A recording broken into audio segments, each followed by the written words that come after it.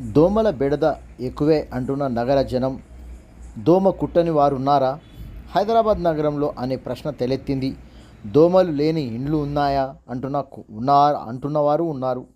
హైదరాబాద్ నగరంలో 10 రోజుల్లో 850 పైగా డెంగ్యూ కేసులు నమోదైనట్లుగా ప్రభుత్వ ఆసుపత్రుల రికార్డుల ద్వారా తెలుపుతున్నాయి. ప్రైవేట్ ఆసుపత్రుల లెక్కలు లెక్కిస్తే వేలల్లో డెంగ్యూ కేసులు తేలే అవకాశం ఉంది.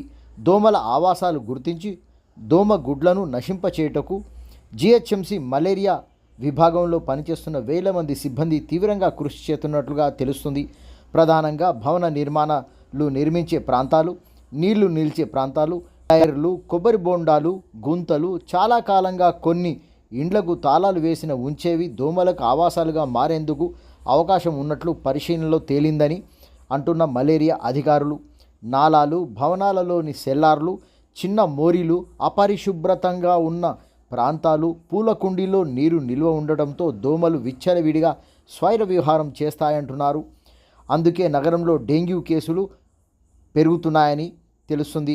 లోకేంద్రనాథ్ తహసీల్దార్గా పదవి విరమణ చేసిన తర్వాత ఏసీ గార్డ్స్ నివాసి డెంగ్యూ వ్యాధిన బారిన పడి కేర్ ఆసుపత్రిలో చికిత్స అనంతరం తెలిపిన వివరాలు.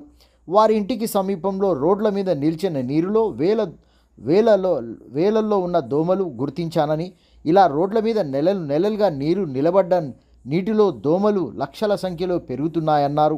గ్రేటర్ మున్సిపల్ కార్పొరేషన్ పరిధిలో పలు సర్కిళ్లలో దోమల వృద్ధి చెందే ప్రాంతాలను సుమారు 7,000 వరకు గుర్తించినట్లు బల్దియా అధికారుల లెక్కలు తెలుపుతున్నట్లు సమాచారం.